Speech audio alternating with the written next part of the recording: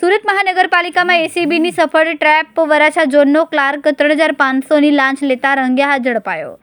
સાડીના ગોડાઉનનો વેરો રેડિયન્ટ રાખવા માટે સાડીના ગોડાઉનનો વેરો રેસિડેન્ટ રાખવા પેટે લાંચ માંગનાર મનપાનો ક્લાર્ક રાકેશ કુમાર શ્રીમાળી એસીબીના હાથે ઝડપાયો. સુરતમાં વરાછા ઝોન ઓફિસ નજીક ફૂટપાથ પર જ ગોઠવાયું લાંચનો છટકો.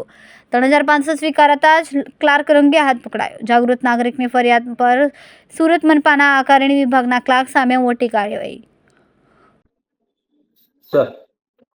ગત રોજ એસીબીને ફરિયાદ મળેલી કે વરાછા ઝોનમાં આકારણી વિભાગમાં ફરજ બજાવતા રાકેશ ચંદુભાઈ શ્રીમાળી કે જેઓ આકારણી ક્લાર્ક તરીકે ફરજ બજાવે છે, તેઓએ આ કામે ફરિયાદીના જો કોમર્શિયલ વેરાની જગ્યાએ રેસિડેન્ટ વેરો જોઈતો હોય તો 12,000 રૂપિયા વેરો લાગશે, આમ કહી 3,500 રૂપિયાની લાંચની માગણી કરેલી અને એ 3,500 રૂપિયાની લાંચ સ્વીકારતા રેડેન્ટ પકડાયેલા છે.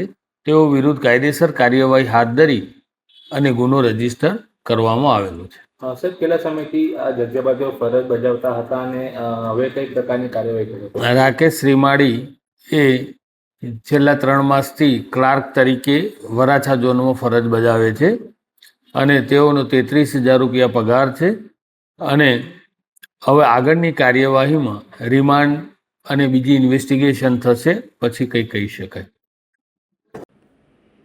કેમેરામેન સેનિલ વિરાણી સાથે વિશાલ છેઠા, માનવ પ્રભા ન્યૂઝ સુરત. અમારા વિડીયોની નવી અપડેટ મેળવવા માટે સબસ્ક્રાઇબ કરો માનવ પ્રભા ન્યૂઝ ચેનલને. બેલ આઇકન ક્લિક કરો લેટેસ્ટ વિડીયો સૌથી પહેલા મેળવવા માટે.